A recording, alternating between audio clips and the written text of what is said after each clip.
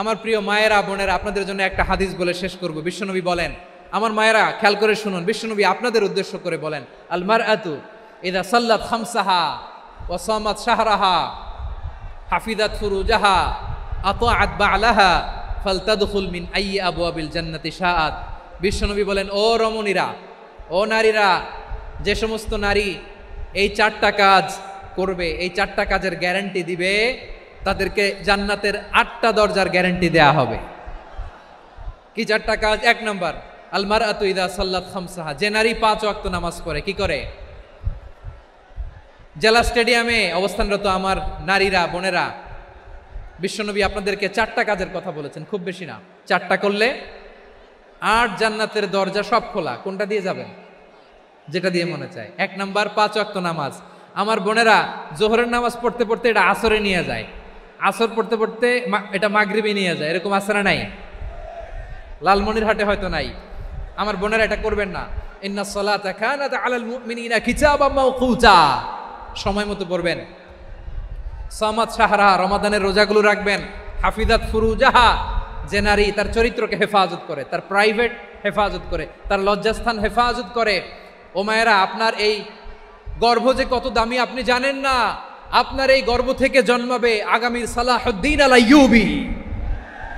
আপনার গর্ভ থেকেই জন্মাবে ইমাম আল মাহদি আল মুনতাজার। আপনার পেট থেকে জন্মাবে আবু সাইদের মতো বীর সৈনিক। আপনার পেট থেকে জন্মাবে মুগ্ধের মতো বীর মুজাহিদ। আপনি জানেন না কে আসবে আপনার পেট থেকে। সময়টাকে কাজে লাগান, ইসলামকে বুঝেন, মানেন, আমাদের ইসলামিক লেকচারগুলো শোনেন। আমরা যে বার্তাগুলো, ইনস্ট্রাকশনগুলো, দিক নির্দেশনাগুলো আপনাদের খেদমতে রাখি, এগুলো মেনে চলুন।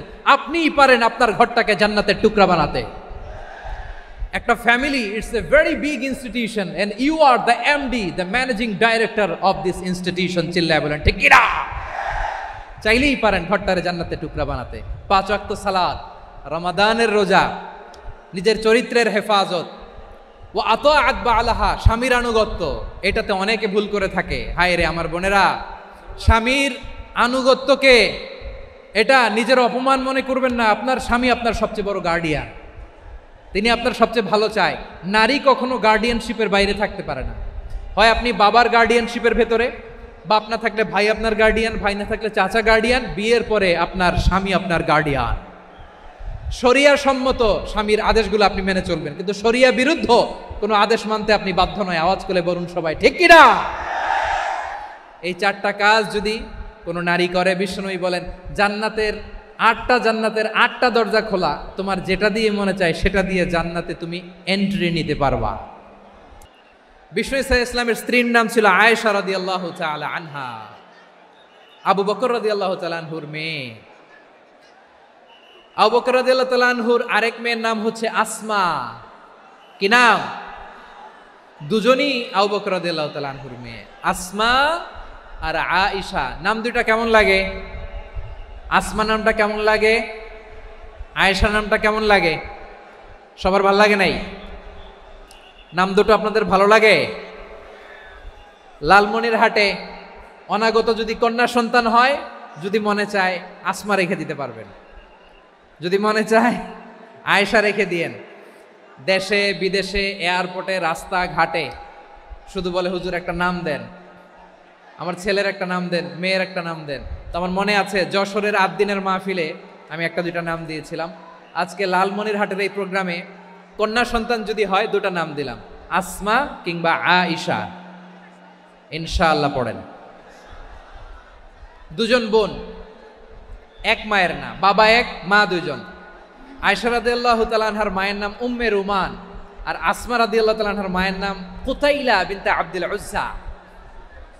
আবু বকর রাদিয়াল্লাহু তাআলা আনহু 4টা বিয়ে করেছিলেন। তো একই ঘটনা ঘটেছে এই ফ্যামিলিতে। আসমা ইসলাম ধর্ম গ্রহণ করে মুসলিমা, কিন্তু তার মা কুতাইলা মুশরিকা। আই রিপিট, বোঝার জন্য আমি আবারও বলি, আসমা রাদিয়াল্লাহু তাআলা আনহা মুসলিমা, আর আসমার মা কুতাইলা। আওয়াজ করে বুঝে থাকলে বলেন, আসমার মা মুশরিকা। তার মানে মেয়ে মুসলিম, মা অমুসলিম। ভেজাল আছে না নাই? কিন্তু কুতাইলা আর ধৈর্য ধারণ করতে পারে না।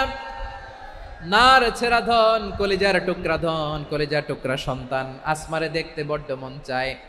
সাইয়েদনা আসমা রাদিয়াল্লাহু তাআলা আনহা মক্কা থেকে হিজরত করে মদিনায় চলে গেলেন। হুদাইবিয়ার পর যখন মক্কা মদিনার ট্রাফিক স্বাভাবিক হলো, মক্কার লোক মদিনায় যায়, মদিনার লোক মক্কায় আসে। কোচাইলা কলিজার টুকরা সন্তান আসমারে দেখার জন্য কিছু উপহার নিয়ে বিশাল মরুপথ পাড়ি দিয়ে মক্কা থেকে মদিনায় যায়। সুবহানাল্লাহ বলেন। এখন মা আসছে মেয়ের সাথে দেখা করতে, মেয়ে তো আর দেখা দেয় না। মেয়ে ভাবছে আমার মা তো মুশরিকা, অপবিত্রা, তার সাথে কি দেখা দেয়া যাবে? বিশ্বনবীর দরবারে চলে গেলেন। সুবহানাল্লাহ বলেন। কি সৌভাগ্যবান ছিল তারা, মাসলা জানার দরকার হলেই নবীর দরবারে চলে যেত। ঘরে বউয়ের সাথে ঝগড়া হলে নবীর দরবারে চলে যেত। অনেক সাহাবী বলে আমার পেটে ক্ষুধা লাগলো আমি নবীর কাছে চলে যেতাম, কারণ নবীর চেহারার দিকে তাকালেই আমার পেটের ক্ষুধা মিটে যেত। সাইয়েদনা আসমা রাদিয়াল্লাহু তাআলা আনহা বিশ্বনবীর কাছে চলে গেলেন, যে বললেন ইয়া রাসূলুল্লাহ ইয়া হাবিবাল্লাহ ইন্না উম্মি কাদিমাতুন ইলাইয়া ওয়া হিয়া রাগিবা। আমার মা মক্কা থেকে অনেক দূর মরুর পথ পাড়ি দিয়ে উপহার সামগ্রী নিয়ে মদিনায় আমার সাথে দেখা করতে এসেছে গো নবী। আমার জানতে বড্ড ইচ্ছে হয় আমি আমার মুশরিকা মায়ের সাথে একটু দেখা করতে পারবো কিনা। আফা আসিলুহা, আগে যেমনি আমি আমার মায়ের সাথে ভালো আচরণ করতাম, যেমনি আমি আমার মায়ের সাথে সদাচরণ করতাম গো নবী, এখন আমি মুসলিমা মা মুশরিকা, এখনো কি আগের মতো সদাচরণ করতে পারবো নাকি? বিশ্বনবী বললেন নাম সিলিহা, হ্যাঁ রে আসমা, অবশ্যই অবশ্যই, আগে ঠিক যেমন তুমি তোমার মায়ের সাথে ভালো আচরণ করতে এখনো তেমনি আগের মতো ভালো আচরণ করবা। আওয়াজ করে পড়েন সুবহানাল্লাহ। কি ইসলাম আমরা পেয়েছি, কত ব্রড মাইন্ডেড আমাদের ইসলাম, কত ওপেন মাইন্ডেড ইসলাম, কত ওপেন আপ করতে পারে, চিন্তা করতে পারেন। বিষ্ণু বললেন হ্যাঁ অবশ্যই, নাম সুলিহা, আগে যেমনি ভালো আচরণ করছো আসমা এখন ওইরকমই করো, পারলে আরো বাড়াই করো। সুবহানাল্লাহ বলেন। তাহলে আমার যে হিন্দু ভাইয়েরা হিন্দু বোনেরা ইমানের বদৌলতে দৌলতে আপনি ধন্য হয়েছেন, আপনার আম্মা আব্বা এখনো মুসলমান হয় নাই, তাদের জন্য দোয়া করেন, তাদের জন্য দোয়া করেন, আল্লাহ যেন তাদেরকেও ইমানের দৌলত দান করে। আমরা সবাই পড়ি আমিন, আরো জোরে পড়েন আমিন। এখন বলেন ইসলাম কি ন্যারো মাইন্ডেড রিলিজিয়ান না ব্রড মাইন্ডেড? লালমনিরহাটের যুবক ভাইরা আওয়াজ করো, ইসলাম কি ন্যারো মাইন্ডেড না ব্রড মাইন্ডেড? কতটা ব্রড মাইন্ডেড দেখেন। বিশ্বনবী সাল্লাল্লাহু আলাইহি সাল্লাম অমুসলিমরা যদি নবীকে উপহার দিত ওই উপহারও বিশ্বনবী গ্রহণ করতেন। সুবহানাল্লাহ পড়েন। আপনার অমুসলিম বন্ধু যদি উপহার দেয় সেটাও আপনি নিতে পারবেন, যেটা নেওয়া জায়েজ। কিন্তু আপনার বন্ধু যদি আপনার মদের বোতল দেয় নিতে পারবেন? হ্যাঁ, মদের বোতল দিলে পারবেন না। আপনার বন্ধু যদি আপনার পর্ক দেয়, পর্ক শুকরের গোশত মিশ্রিত কোনো খাবার, ওটা নিতে পারবেন না। হালাল যে কোনো জিনিস নিতে পারবেন। বিশ্বনবী সাল্লাল্লাহু আলাইহি ওয়াসাল্লাম অমুসলিমদের দেয়া হাদিয়া গ্রহণ করতেন। কেমন নবী ছিলেন? আমার নবীরে চিনে নেন, আমার নবীর অ্যাটিটিউড জেনে নেন। বিশ্বনবী সাল্লাল্লাহু আলাইহি ওয়াসাল্লাম যখন কোনো জনপদে যেতেন 3টা অপশন নিয়ে যেতেন। প্রিয় ভাইয়েরা আওয়াজ করে বলতে হবে, কোনো জনপদে গেলে আমার নবীর অপশন থাকতো কয়টা? আমার মতো 3 আঙ্গুল উঁচু করে দেখান আর বলুন আমার নবী কোনো জনপদে গেলে কয়টা অপশন নিয়ে যেতেন? 1 নম্বর অপশন আসলিম তাসলাম।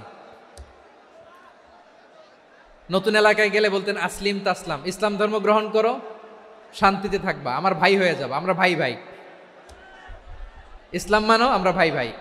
অপশন নাম্বার কত? 1। যদি বলে না ইসলাম মানবো না, ওকে, অপশন নাম্বার 2, মুসলিম হওয়ার দরকার নাই, লা ইকরাহা ফিদ্দিন, ইসলামে কোনো বাড়াবাড়ি নাই। খ্রিস্টান আছো থাকো, বৌদ্ধ আছো থাকো, ইহুদি থাকতে চাও থাকো, কিন্তু আমরা যেহেতু রিজিওনাল সুপার পাওয়ার, আমাদের আন্ডারে থাকো, ট্যাক্স দিয়া থাকো, এটার বলে জিজিয়া। আলেম যারা আছেন বুঝবেন এটার আরবিতে কি বলে? জিজিয়া।